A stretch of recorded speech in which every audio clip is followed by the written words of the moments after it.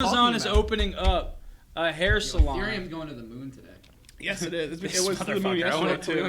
I'm sorry. I love you so much. I just had the biggest reaction was to just punch you in the jaw. Baseball lifestyle. It's my lifestyle.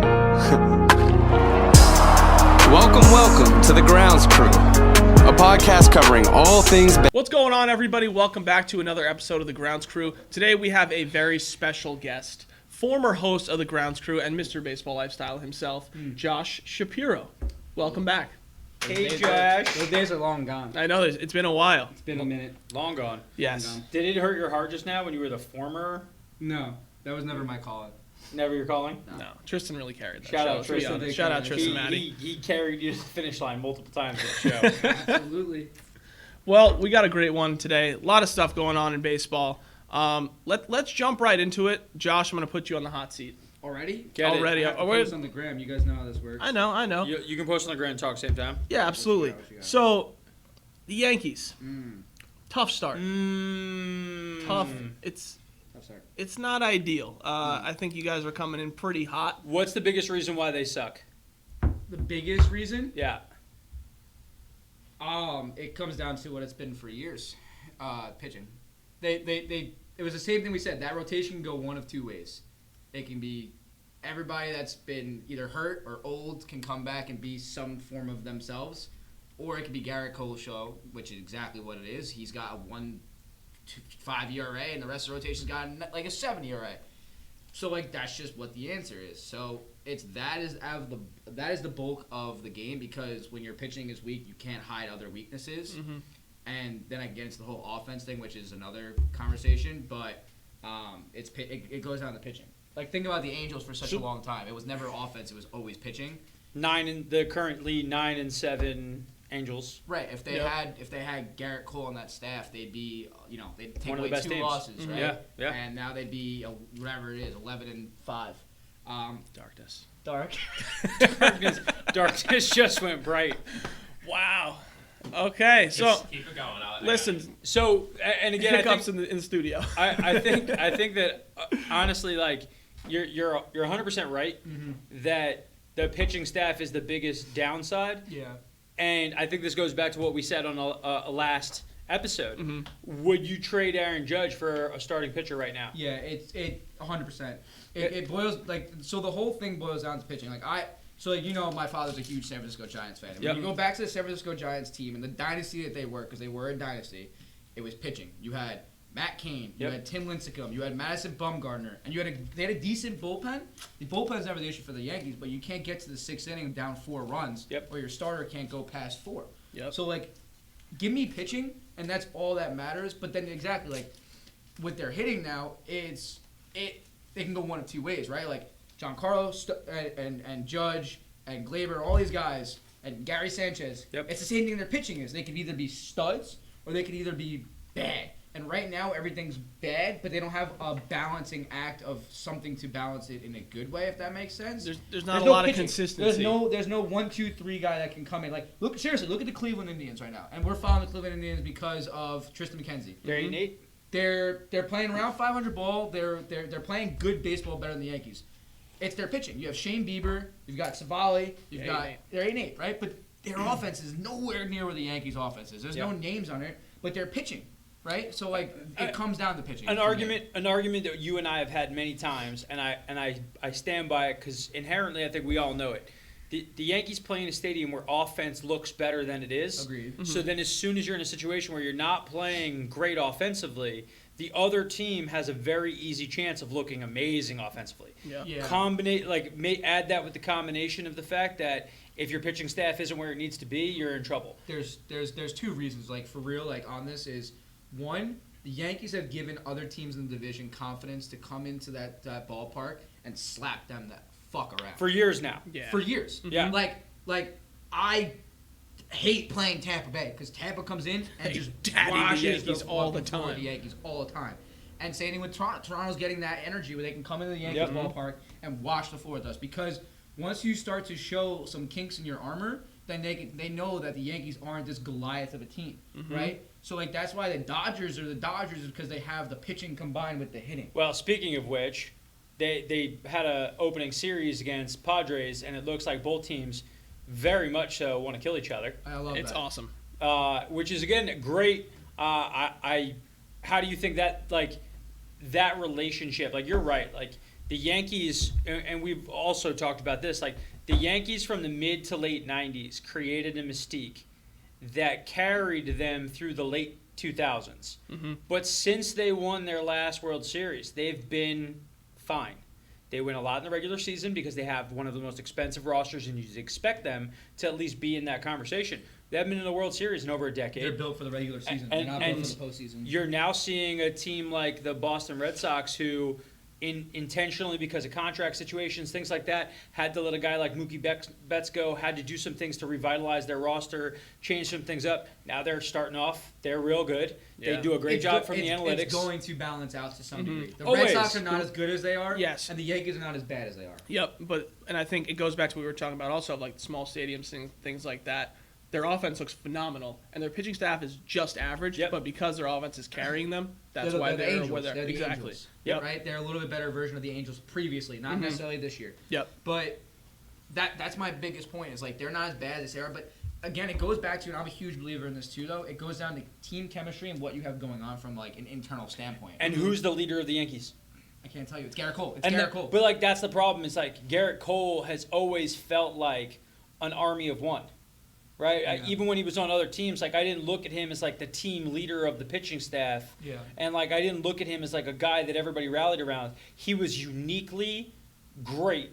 So everybody enjoyed having him around, but I don't feel like any of them were like, I'm super fired up because he's our guy. He's our leader. You go back like to even like using the Mets as an example. Like I don't even look at DeGrom as that. Like, I don't feel like the guys get rallied and super hyped for DeGrom to be the dude. And I think that's one of the reasons why when he does have a start, everybody's just like, Jake's going to crush it. So, like, I'm going to shift down a little bit because I don't need to go as hard because if I go 50%, we'll probably win. I will have a shot. The Yankees don't look like they have a leader, and they're suffering for it. Yeah. The Mets don't look like they have a leader, and they've kind of been able to sit around okay. You know who was the Yankees' leader? Didi Gregorius. Didi, and we go back in time. I've been it was Josh's favorite player. Yep. But what Josh used to always say, Didi's a top 5 shortstop, and I was like, all right, so pay him like a top 5 shortstop. Opportunity came up, they didn't want to. He left the heart and soul of the Yankees. They don't have one. Mm-hmm. They haven't had one in a while. Didi took over for Jeter and immediately produced at a high level. And the guy who I could kind of look at him like he was like a guy like Curtis Granderson. Mm-hmm. Grandy, when he played for the Yankees, wasn't their best player, but he became way better than he had ever been for the Yankees. Yep. So he started to build his own mystique as a player for their team. Didi's best seasons of his career were as a Yankee. And he was a guy who was supposed to be a big-time dude, hadn't really figured it out while he was with the Diamondbacks. Then he comes to the Yankees, Jeter's gone, and now all of a sudden it's like, wow, he's even better than Jeter was. And he got to borrow, and then you killed him by letting him walk. There's a couple of things that go into that with Didi. Like, it's also the fielding perspective. Like, the Yankees also can't field. Like, they can't pitch, they can't hit, and they can't field. So that's why they suck. But, like, Didi was a force at shortstop where, like, he was a Gold Glove caliber shortstop that would hold defensive runs. And listen, like, I'm a believer in Gleyber Torres, but I'm not necessarily a believer in him at shortstop. And I think that like we need to shift that guy over to some degree. But you looked at it when the Yankees were so bad and their first baseman was so bad that Jay Bruce freaking retired. Yeah. Like he was like, yo, I'm out. Like I suck at first base and like I don't have a spot on this team. I'm retiring. Mm-hmm. Like conceptually, think about that. Like the man retired, and like people were saying, oh, Luke Voigt's the answer. But listen, Luke Voigt had a great season last year. But there's also Luke Voigt that I saw in spring training where the dude was striking out a ton. So if he's coming for you, G. If Luke Voigt is following in the footsteps of Giancarlo Stanton and Aaron Judge and everybody else on that team striking out, what good does Luke Voigt really give me? Yeah. Nothing. He's another guy that's gonna hit you a lot of home runs, but can also slump. And right now they're just slumping all at the same time. So addition by subtraction on top of adding something that would change the dynamic. I think the Yankees should absolutely be trading Judge and should be looking into it. Yeah. They need something to shake it up. he has not been the guy he was in his rookie season ever again. Injury. And the reason, but that's part of it. But the reason why he's not a leader, you can't call him a leader, a captain of that team. If he's not playing on the field, how could you lead a team? And if you have to be the DH all the time, like David Ortiz figured out how to be a leader as a DH. Yeah. Mm-hmm. And he became a guy who had a personality and he had a brand, he had everything else. But he was the only guy allowed to sit there and only swing a bat. He'd occasionally play some first base. He was their big moments guy. So, like, eventually that adds up. Judge, Stanton need to DH. They are not allowed to because all of them exist on the same team. The Yankees need to move somebody. There is no shot of them moving Giancarlo with all the money he's owed. Sanchez has got enough value because of what he can do with his bat at catcher and how much better that is than everybody else for the most part, that the only guy that's really left to move is Judge, and really they have internal options that could replace it because you could just play Frazier and Hicks and Stanton, and you're at least getting towards that. If you were able to go and you could bring in a real starting pitcher, that would change the Yankees overnight. If I hear one more time that when they get Luis Severino back in the middle of the season, that's acquiring an ace, he's another guy. Isn't that like the 13th time that's happened? They've said this for 3 years now. Every time he gets hurt, like, we're not going to acquire a starting pitcher during the middle of the season because we're going to get this guy back, and that's like us acquiring. Luis Severino, look up those stats. Stud, sucked, stud. Like, he's not consistent either. Like, he gets half a season of stud, half a season of suck. He had an all-star year, and then the back half, I believe it was the back half of the year, he was miserable. Yep. And, like, I used to watch him getting murdered by Baltimore. Like, he looked good and looks bad. Listen, you guys know me. I would say I'm more of a realist Yankee fan than a lot of people in the sense that, like, I understand their flaws. I do see that there's things that they do well, and I believe in players maybe a little bit more than the average person does, like a Didi Gregorius. But at the end of the day, like, I look at this Yankees team that they need to be more like that San Francisco Giant team and that core of, like, Brandon Crawford, Buster Posey, Madison Bumgarner, like, up the middle.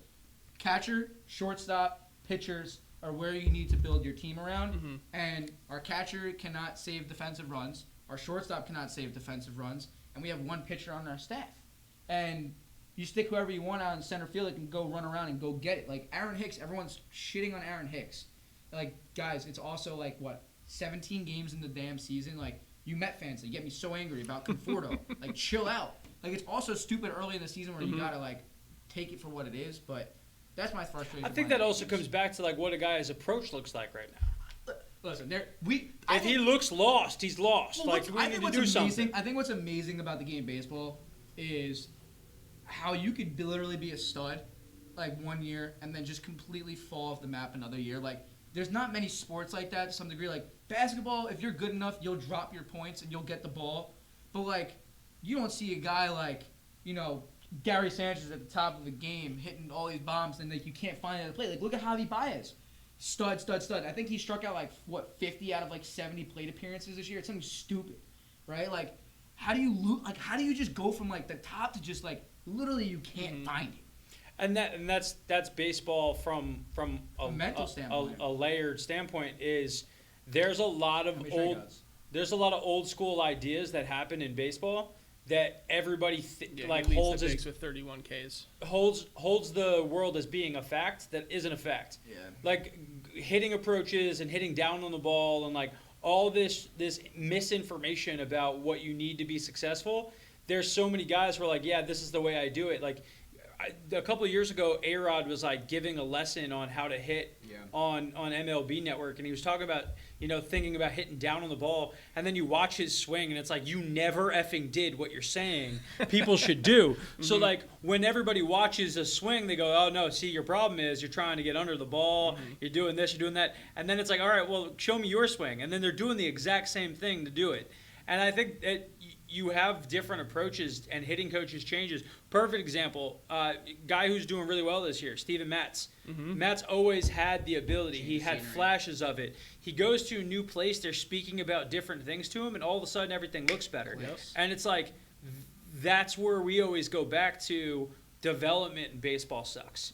Like, out of all the sports that I can think of, no sport is worse at getting guys who were good at one point to become bad than baseball. Baseball's excellent at making good players bad players. Yeah. Like there's no sport that is worse at managing their players in terms of development than baseball, and it's obscene. You look. It's all on the onus of the player to just be individually amazing. Well, it's until you go to somewhere where they really wanted you and traded for you, and now it's like, you wanted me, I want you. We're gonna actually work on shit. Oh, magically it gets better. It's crazy. Like look at the Pittsburgh Pirates rotation of what it was. Yep. Tyon, Joe Musgrove, Garrett Cole. I know I'm missing people. Glass now. Like they all go somewhere else. And they're like insane. Like Joe Musgrove is a stud. Like the 2015 Marlins. Yeah, everyone leaves. Christian Yelich, Ozuna. You had Ozuna. Real Muto. That team. The only reason Real Muto, Yelich. Real Muto actually thrived there, but the real reason why the reason why that team was screwed was unfortunately when Jose Fernandez passed away. Yes. That screwed that whole team up. Yes. That team would have been great. I really feel like. Yes. That was that's like your core guy just. And you couldn't come back from that. Yeah. And it was sad. It was sad. I agree 100%, but, like, that's a situation where you had all of the talent you ever could have possibly have wanted to have won baseball games. And it really came down to, like you're saying, grief management. Like, hire counseling for everybody on the team. Yeah, do something to. They're fucking people. You know, I'm gonna get to this, like, and this is just me as a person, but like, first I want to talk about another person. Like, the Astros have done that really well. Mm-hmm. Like, I don't care, cheating or not, whatever. But like, the guy like Charlie Morton, I hate Charlie Morton because he just screws the Yankees every time he pitches against the Yankees. I.e. the other night, throwing like 92, goes to Houston. Now he throws 95. You find something on your fastball, whatever the case is. Maybe take a little steroids here and there, whatever. But like, they take those guys. Garrett Cole, good on the Pirates. Ace on the best pitcher in baseball in the Astros. Like you're saying, a change of scenery is huge.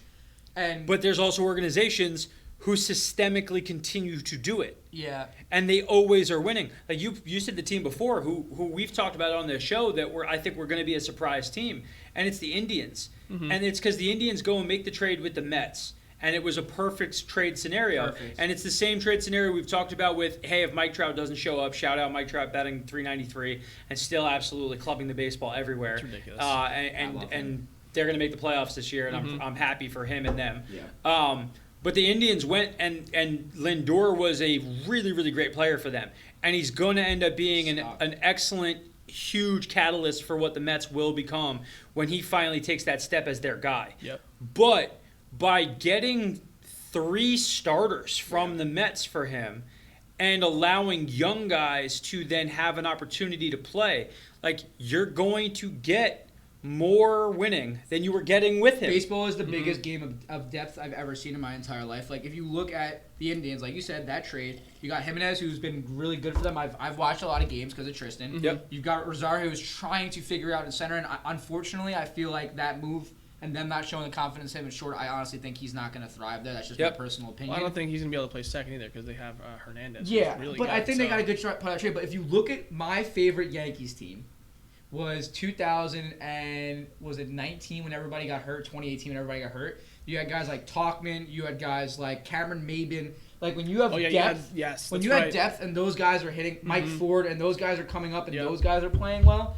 Baseball is the biggest game of depth, and like you're saying, like trading that one guy and spreading out. Look at the Mariners this year. The Mariners were actually good this year. The reason why the Mariners are good is because they're not great at one guy, but you got Kyle Lewis, you got Taylor Trammell, you've got all these different guys that you can now spread the love around, and if one guy doesn't do well, you can pick up the slack here. And that goes back to the Yankees. The reason why they suck is right now is because if one guy's not playing well, shit, the other guy's hurt. And that guy on top of them isn't, it's all or nothing. A team that we all talk about as New Yorkers that we were just talking about before, it's the Knicks. Yeah. The Knicks, everybody was like, oh, they don't have a superstar, they don't have this. Yeah. But they are really, really deep, and the coaching staff is putting everybody in a successful position.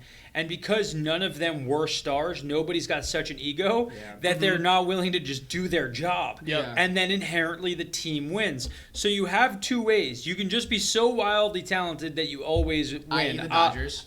The Dodgers. Or you put together an actual team of freaking people who know how to play baseball together and are willing to do their role and win. I.e. the Athletics, the Athletics who have 11-game winning streak. But hold on, with the Indians, though, too, like Terry, the manager. Like, yes. Great manager, knows how to manage people, knows how to manage a team, He's taken these average Indians teams, no offense, and like just made them into playoff teams every year. Yep. And yes, if they got slapped around by the Yanks here and there and they haven't really made it far, sure, but they're in it every year. And that's a top-end talent issue. You're going to run into a top-end talent issue eventually with a team like that, right? We're staying with the Knicks on that idea. I don't think the Knicks are winning the NBA Finals. Right. But does that not mean that they have a good foundation and are a good, fun team to watch that can win games and make their fans happy? Absolutely. At some point in time, you'll get to the point that you've won enough that expectations have risen, right? And you flip it and you say, hey, who's a team who consistently wins and doesn't get over the hump? Yankees fans are right to be upset. Like you've been right on the cusp of being there. But for some reason, and we talk about it, they're built with the analytics to win volume across the season. But there's going to be these moments where they look horrible because they're playing the analytics to a fault. It's the mix. The mix is the key.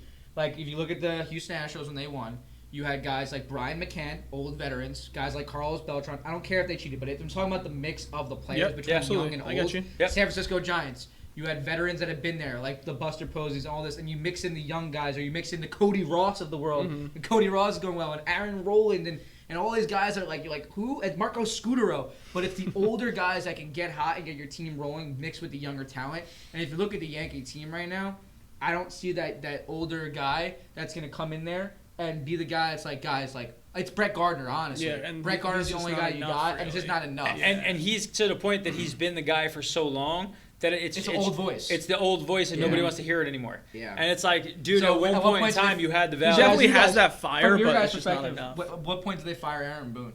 See, it's not Boone's I don't fault. think it's Boone. I actually think he's a great manager. You know how Yankee fans are. Yes, but I think the Yankee fans' first move has to be they need to trade. I agree. A guy like Judge, because I think if you trade Judge and you show that the guy who was gonna be the face of the franchise, it will effing move you. I agree. This is no longer like, hey, you're a Yankee and everything will be fine. Right, the winning will just happen, so you're safe and you can relax. What about Ben Steimer? He ripped this thing to shreds. He would have tore it apart. He would have tore it apart. 7 games in this whole thing would have been run down. And listen, there's you go back like the Herman situation and some of the other stuff. Like there's a cultural issue that's going on here. So when you have a cultural issue, sometimes you need that thing where you take something away that nobody expected. And I think, right? and as much as how do you do it? Going back to from my perspective, outside perspective, for you Met fans, like I think that with the team and the chemistry, it seems from the outside, there's a lot of good energy going around. Like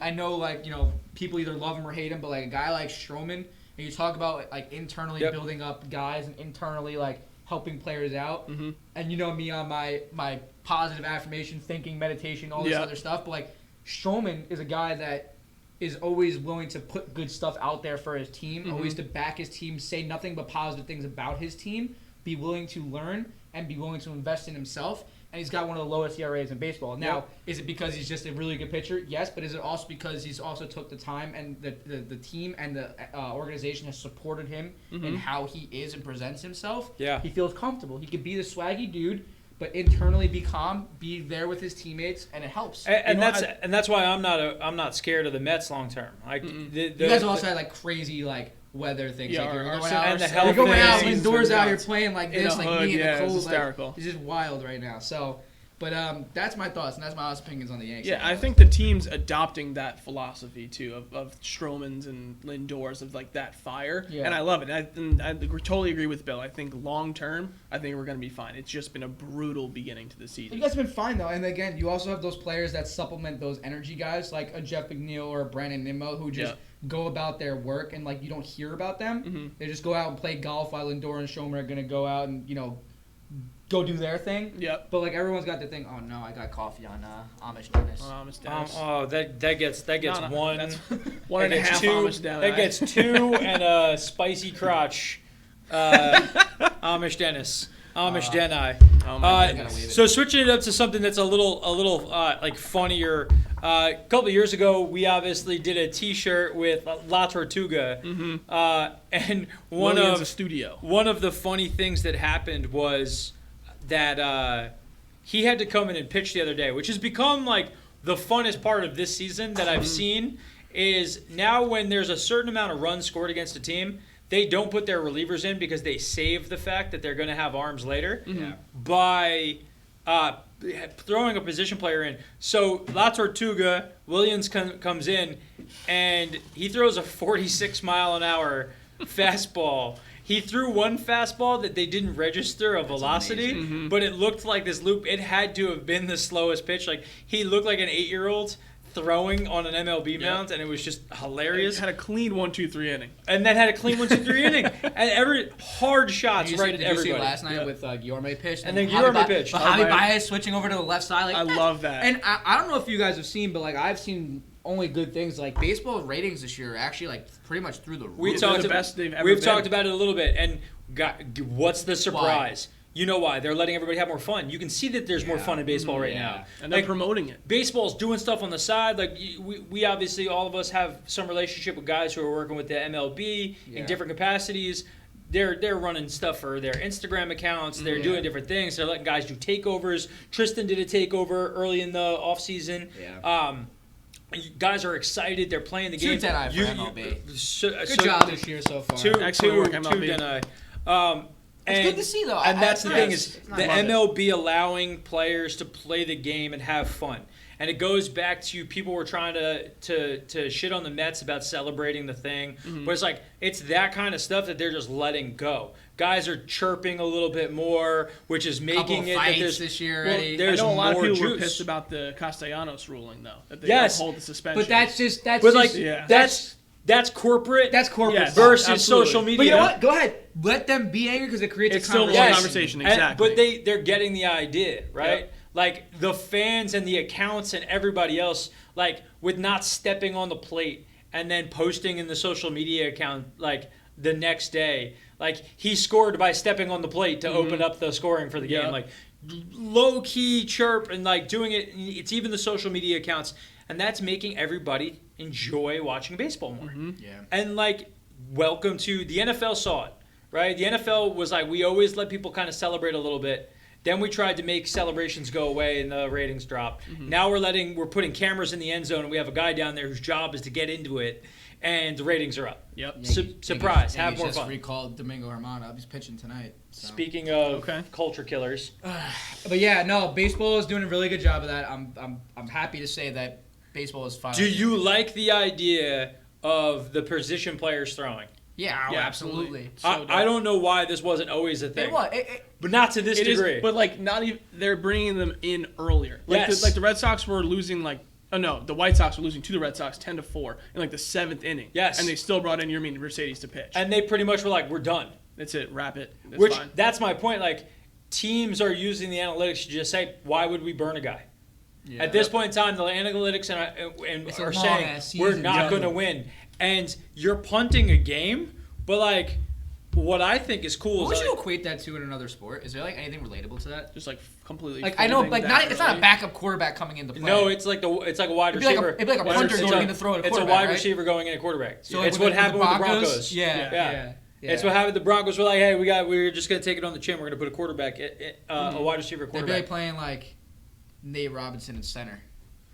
With positionless NBA, it's even different. You can play anywhere you want to play on the court now. Nah, but having him against positions don't matter. Having him against 7 foot. We had shout out. If we could show it up on the screen, we can go back. Nate Robinson blocked the hell out of Yao Ming. So there's literally like the most epic thing ever is 7'6" Yao Ming turns to go dunk it on somebody and 5'9", just absolutely. And he comes down holding his face. Took it on the chin though.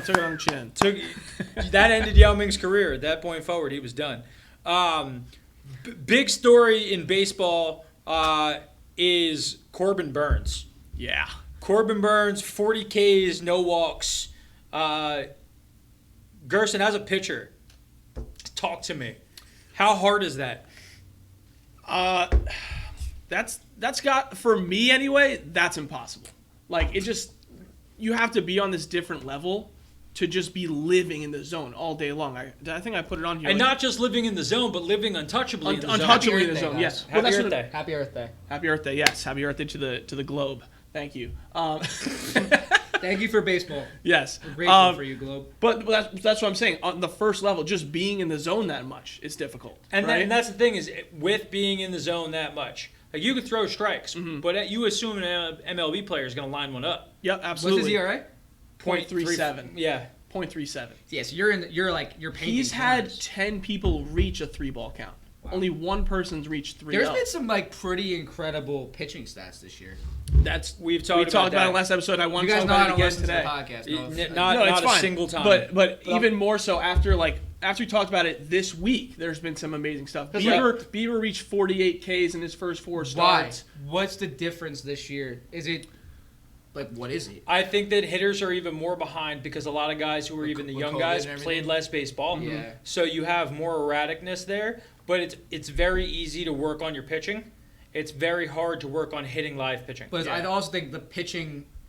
I think maybe the pitching, not analytics, but the pitching waiting. Oh yeah. Hitters is all about launch angle. You can watch your whole swing. I think maybe the technology for pitchers are catching up more to the hitters, where they're able to now be on the same. And then we did talk about as a pitcher, there's so much more available to you now to become great. That's what I'm saying. Yeah. What's your spin rate? What's your break? What's everything else? And if you just make the math line up, you're gonna throw well. Yeah. So it's more and more that baseball is just a math equation. And we're out here doing advanced physics, and we're trying to work on break and depth and different planes of motion and how I'm messing with the planes of motion. It used to be just up, down, in, out, fast, slow. Yep. Right? Now it's can I change levels in a pitch? Mm-hmm. And you got a guy like Rob Friedman who does Pitching Ninja, and you watch him do the overlays of pitchers. And you see a 2-seam fastball come inside 6 inches, and the exact same thing looks like a slider, and the slider is 12 inches off the plate on the other side, but the guy looks identical. What's that? Who was we watching the other day with the 2-seamer? We were both Jake Arrieta. Jake Arrieta, yeah, throwing 92, but his. And then what they were saying was he when he was younger was throwing way harder, so he didn't have as much movement. Now he's back down to 90 to 92, but it's moving 2 feet. But that's also what they said. So that's also what they said with Tristan in his last start was he dialed it back, but then was able to locate and the ball can move and you can then play with different things. So sometimes it's not about how hard you throw; it's about how you actually throw, and that comes back to the organization and pitchers learning themselves well, what works for me versus what works for this guy is completely separate things in how you attack it. Yeah. Are you a Greg Maddux or are you a Nolan Ryan? You got to figure that out internally. Yep. And I think that just with analytics, with development, with all the whole process, and then with hitters just being so inconsistent over the last season and change, I think guys are just more out of whack than they are. Yeah. That's also why you're seeing some of the better hitters in the game still struggle.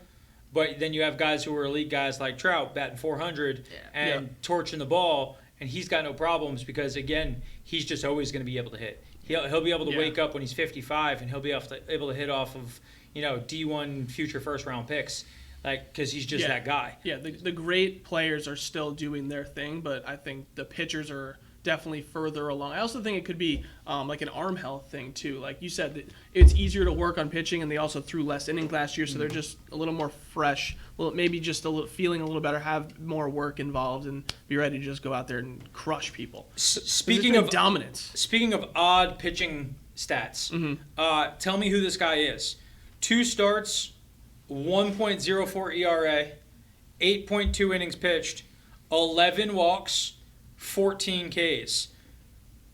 Who am I? Your favorite player of all time. Favorite player in the entire world, Shohei Ohtani. So, Ohtani's been nasty, but erratic. Yes. Last start, no earned runs in 4 innings, 7 Ks, 6 walks.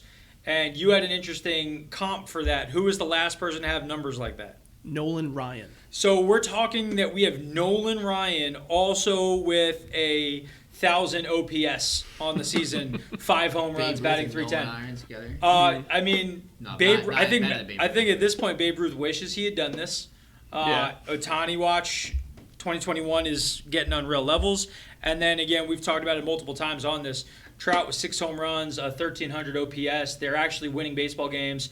I'm excited to see Mike Trout for the first time in a long time. They have to have some expectations. They have to make a move at the soon. Honestly, sooner than later for a pitcher. I wish you would listen to episodes. If you listen to episodes, we've been there before. Okay, ready? So here's my question for you guys. Yep. Could the Angels afford a pitcher for 1 year, $12 million? So I have a guy. Tell me who your guy is. Scherzer. That's my thought. He's going into his last year of his contract. At the trade deadline, they'll owe him about $12 billion. I think it's a Verlander situation. If the Angels are in a spot where they can potentially win the West, have the team looks good, Scherzer changes them. Scherzer is who we've talked about. They need that top end number one. I think Washington has to fall out. Right. So if Washington's not in the place the West for that, is tough. yes, the West is tough. We gotta talk about the A's too, but like they're always gonna be in it. Mm-hmm. The Astros aren't as bad as they are. I mean, even though maybe they're not cheating anymore, so that's why they're losing all these games. Yeah. Mariners look better than they've ever Yeah. been, and the Angels look better than they've ever been. But the big thing for me is that the Angels look sustainable because of what we've discussed multiple times. They have the best 3 in a row in baseball. Yeah, with Rendon's out right now, but yes. But I'm saying, like, eventually. Across an entire season, Yep. you have the best 3 in baseball. Mm-hmm. I don't think Your there's team's one gonna clear.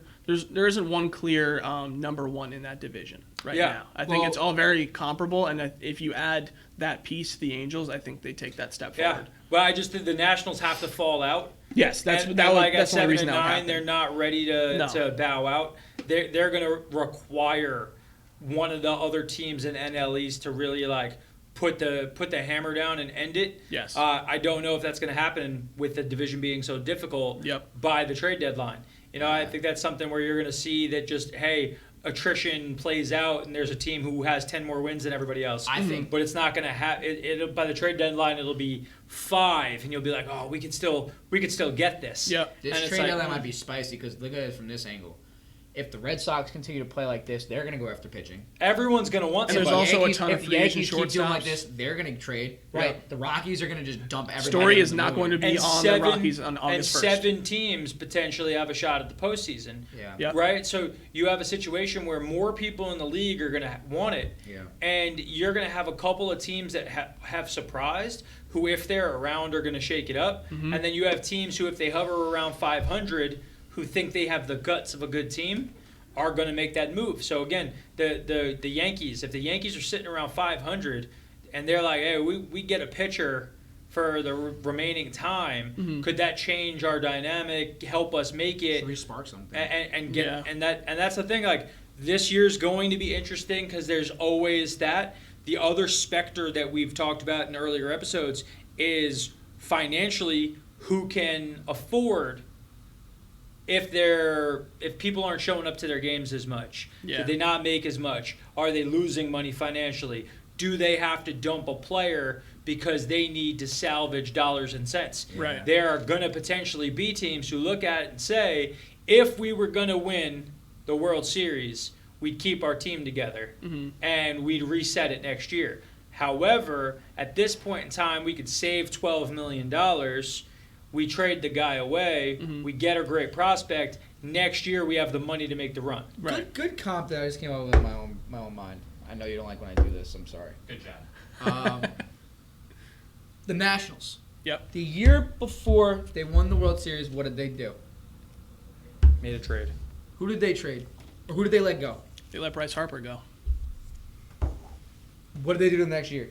They won the freaking World Series. Yep. The Yankees, when you're going back to it, that's what they have to do. And that, like you said, that guy is Aaron Judge. And I think, we were talking about the Nationals and stuff. It reminded me about that team when you were like, But that's the thing. But they also had a guy. It's addition by subtraction. They also had a guy like Juan Soto, who the Yankees don't replaced have it. Juan Soto. Well, that is the thing, too, and why I think the Scherzer trade could theoretically happen is Juan Soto is going to be very expensive. Yep. He's going to be. They're going to protect that man with all costs. Exactly. Yep. So, This is a thought. yeah. I don't know. No, but I agree. We've said it a million times. Like, Aaron Judge has to go, and especially with Where does he go, though? Well, Where He does has he to go. He has to go to you. Got to American trade League him team. to an American League team. Okay, he's not going to for the now, East. well, think about it for a second. It's probably going to be DH in National League next year. Yes. So Maybe theoretically, a wait. team that needs a right fielder, that kind of whatever, That's they true. have options to switch him in and out so he stays healthy, and then they re-sign him long term as a DH. Trying to think what team. Does Colorado need an outfielder? Yeah, but they don't have any Colorado pitchers. always They needs needs everything. Yeah, Story. They have no pit. They don't need a shortstop. They need pitching. but he's No, saying he's like saying trade Trevor Trevor Story Story for for Judge. No, that's terrible. I would never do that. Because I'm saying Because he's going to be a free agent anyway. Unless you had a Gleyber Torres trade for a pitcher in your back pocket. But like I don't see that. Yeah, I think if the Yankees are making a trade, it has to be It's for pitching. I think they signed shortstop in the offseason. It has to be for a pitcher. Yeah. I don't know what that team looks like and who that is in the National League or American League that has pitching that needs an outfielder. But like, that's just an interesting thought. Yeah, I like the idea of Scherzer being on the move if the Nationals don't rise up. Mm-hmm. Who's another? Like, do you think there's any other guys who are pitchers who'd be on the market? Because we've talked. Because also like. The Angels need it. The Yankees need pitching. You know, it's an interesting move for the Angels. Who were the guys? I have another veteran that I think will be good for the Angels. Madison Bumgarner. I know the stud in the playoffs. I know that the Diamondbacks signed him to a big, lengthy deal 2 years ago. Mm-hmm. But he's kind of dropped off. Like you don't even hear his name anymore. But like you said, you get that man in October. I don't give a shit how old he is or how good he is. That man is going to pitch. And he can swing it. And it always goes, again, the financial situation comes back. Yeah. If teams are losing gobs of money because of a lack of people being able to show up, COVID restrictions, any of the other things that are happening, are you going to have teams that look at their team and go, hey, you know what, we don't want to move this guy, but we're also far enough away that we're not going to start spending money to match this person being on our roster any longer. Yeah. 2 years ago when we signed them, we thought, hey, this is going to be great. And then the world dramatically shifted. Yeah. And now we're in a situation where we wouldn't have this guy on our team if we could have gone back and thought about it. I think there's a lot of teams who sign players who wish they didn't. An interesting, actually, I was thinking about for the Yanks, like maybe like the Brewers, because they have, what's his name at the top of the helm? Woodward or whatever? Woodruff? Yeah. Because like Aaron Judge would put balls out in that stadium like it's nobody's business. Mm-hmm. But I don't know. Just... Again, for Judge, I think I would almost want him to go to an American League team. I'd have to assume that it's something in that, but it would have to be out of division, obviously. So then it just comes back to what's he currently making and what would he make if they then flipped him again. Yeah. Right. So is there a team out there who would get him with the idea that they're not going to sign him, but if he does, regardless if he signs or if they trade him, they're going to get a first-round pick level player for him. Because when he signs his contract with the team as a free agent, if the team who has his rights doesn't re-sign him, they get an automatic first-round pick in the next draft. Yeah. So ultimately, whoever has Judge at the end, who's holding the potato at the end of hot potato, whoever has it, they're going to be able to get a pick for him. So if you're a team that's looking at it and you say, hey, we're flush with pitching, but we don't have hitting, we can make this exchange, get a guy that we can't afford, and get our offense all the way up. Yeah. Is that a team like the Athletics? Is that a team who'd be like, hey, we could get this guy here who could hit home runs for us, and then we've always been able to find quality pitching for cheaps. Yeah. And we make a postseason run, we make some extra money, and then we trade him in the offseason and we let him move to somebody else. So the A's best pitcher right now, at least ERA-wise, is Sean Manaea.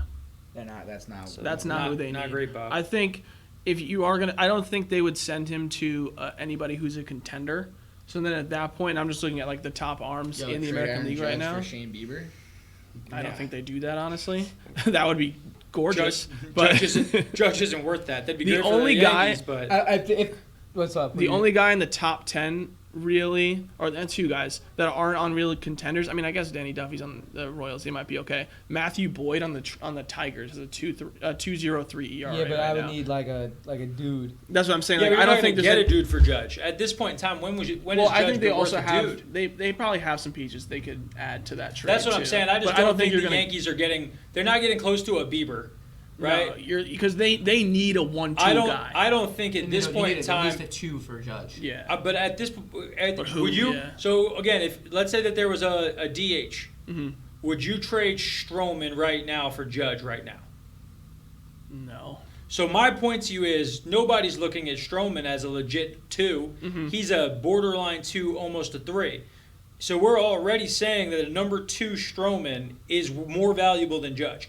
So what are you really going to get for Judge? You either have to get a young pitcher who's got potential to be great, who's kind of shown some stuff, like, again, former Mets prospect got traded across, like Justin Dunn. What about? Right? Like, you could get a guy like that.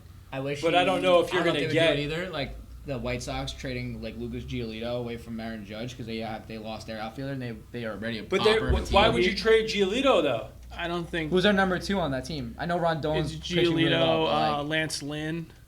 Lance Lynn's actually statistically better than He's too old. Giolito. Yeah, he is too old. Giolito's been terrible to start the year. Yeah, that's Lance what I'm Lynn has a saying. .92. So I'm saying, give me Giolito because I know But Kopech's there, but like. But Giolito's also only 26, and his last 2 years he's a 3.4 ERA guy. I don't think they moved Giolito, Where? or if they Just did, not they'd yet. ask too much for it. That's maybe close because Giolito's actually worse than I thought Yeah. in terms of statistics. That's actually a trade that I would think about doing. Mm-hmm. If you had a situation, you're just hoping because you wish you guys could get a starting pitcher who's Giolito, become your guy's number 2 overnight. You're like, hey, I got everything I wanted for a bag of sand. I just again, I no one can sell like Yankees fans can sell themselves Aaron Judge. I just don't know if Aaron Judge can be sold to another team. We'll find out. For what he's produced. What about a guy like Jose Barrios? He's the guy I was thinking about too for the Twins. The Twins would have no pitching. Yeah, he kind of carries. He's like their team. He's like their Garrett Cole. Yeah, But whatever. I'm done talking about. Well, trade. actually, So- look, Michael so, like- Pineda's been going off too. So that Yeah. becomes a situation, right? Like, do we still have in this time? Are there only like 4 or 5 teams who are just studs with their pitching staff? Like, So, I was Because we talked about it. We go back in time. MLB had their rankings of top pitching staffs. And Yeah. the Yankees were what 4 or 5. That was and we joked about that. We laughed heartily. I laughed. We laughed. I laughed, We yeah. laughed like Dennis laughed before about the Amish Den eyes. Yep. bad take power rankings. Bad take power, Yep. like woof. Yeah, I mean it looks like there's a couple teams that are like we don't need a starting pitcher. Everybody else in the league is like we wish we had one. Yeah. Yeah. Well, we talked about How's like there was pitching going to so be bad? that like But then there's few these and then- amazing pitching stats. yeah. Like, huh? It's everybody has like one guy, but it's not. It isn't enough now. Yeah. You have to have like 3 Yeah. that are studs. But there's only a few teams who have the pitching that are going to be able to hold. Nobody wants to follow, and I'm going to keep going back. Nobody wants to follow the San Francisco Giants dynasty route. I mean, stud pitching. the Dodgers are. Well, that's just Yeah. They just did it and did it on steroids. that's just stupid. That's just stupid. And then the flip side is you have a situation where the Mets pitching staff is only going to get tremendously better. Yeah, Yep. that rotation. Carrasco's about to come back, That rotation's right? stupid. Then you're going to get Syndergaard back. You're gonna be The Mets would have pieces to trade. listen, low key. But the problem that we go back is the Mets wouldn't trade for Judge, Nope. right? Because it's a Doesn't make redundancy, sense. Yeah. right? So the reality becomes who would they really trade for? And there's not a player that I think that any team would be willing to move for what the Mets would be willing to move and make themselves worse. I don't think they need any more offense. They just need to iron out and get themselves hitting to Yeah. that point. I mean, I wouldn't hate to see a better third baseman, but Yeah, but you're probably going to be able to get that for cheap by the time you get to that moment. probably yes.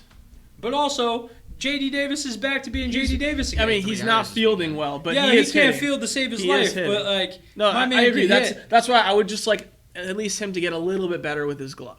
It That's looked like what- last I night like he didn't Guillorme. know That's how to what throw. Guillorme's That's what for. Guillorme's I know. Well, Guillorme Currently, 2021 season, J.D. Davis batting .412. he also was out for like 5 games. Hey, all I know he's batting .412. Cool, fine. How many Except- errors do you have? At least 3 this He weekend. had 3 yesterday. He's got enough errors. He's got enough. But yeah, Did you see Pete Alonso's home run last night? The nuke. I He hit it out of Wrigley Field completely. he's a stud. It was gorgeous. Yeah, he's got 3 total errors on the It season. was literally this weekend. All It right. was a Well, good that's what I'm saying. He series. hasn't been playing much. So It's whatever. He'll figure it out. He's got Lindor to help him out. Hopefully, he'll be a Gold Glover by the end of the season. Fingers listen. crossed. I don't need Gold Glove. I need him to be Adequate.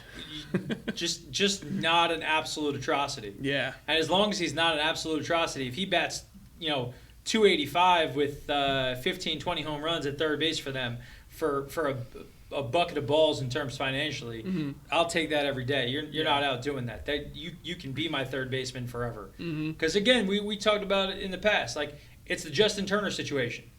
J.D. Davis reminds me a lot of when Justin Turner was a Met. He's a guy who was supposed to be a pretty good player. The Mets got for relatively cheap. He played a pretty key role, but he was never given the keys to the castle and the respect to be the guy. He's going to end up leaving and become Justin Turner on the fucking Dodgers. I don't want that. Just sometimes you got to be okay. It's like the Sam Darnold situation, Yeah. right? Why is Sam Darnold going to be okay for this other team, but for y'all, It gets no deni for the trade. One deni for should have kept Sam. But like it's the same situation. I feel like you'd abandon something that's good enough. Mm-hmm. I can deal with some of the errors. He's not going to have that many errors consistently. Yeah. So like if his bat plays like it has since he's been a Met, we're good at third base. I wouldn't do anything else. The biggest question is when does the pitching roll around? You better stay hot though, because then as a Yankee fan, I think about that too. I'm like, that's what Gary Sanchez was. As long as the bat's good, I don't care about what he saves. Maybe you don't start hitting. This guy sucks. Same thing with Glaber. As long as he rakes, I'm okay with his errors. Bat 115. I think it's what do you put the marker what's on? the onus on that player? I would tell you that if J.D. Davis, like if You're also not the guy that has to carry. If Gio Urshela was just being mediocre, you would kind of be like, you know what, Gio will get hot at some point in time. I was just thinking about I missed Gio at third, Didi at short, DJ at second. It's just anything that has DD in your head is yeah, dude. It's like, heaven. You can just like put like a little bubble right now. I'm thinking of smiling Didi doing this, hitting the nukes, and then tweeting and shit. Yeah, Didi. Sorry. Yeah. Right. Yeah, he's in the NL East now. Yeah. Stayed in the East. Go Phils. And he also recognized, he's like, you know what I need? I need to go to a team that also has a very small stadium. Mm-hmm. Yeah, he's not dumb. let me go. He's let me, Didi. Let me head over here to the Phillies and crush rocks out of the park. But yeah, we just need JD to do his job. If he does just that, we're fine with it. Well, good episode, buddy. Thanks for coming on. I feel like I was You got excited to talk baseball today. Next time, maybe you won't say no. Hey, guys, we appreciate you guys hanging out and listening with us today. Didi Gregorius, if you're listening, please come back to the Yankees. Again, like always, like and subscribe below. We appreciate you listening all the way through. And we'll see you guys next time. Take care. See you later. Baseball lifestyle. That's my lifestyle.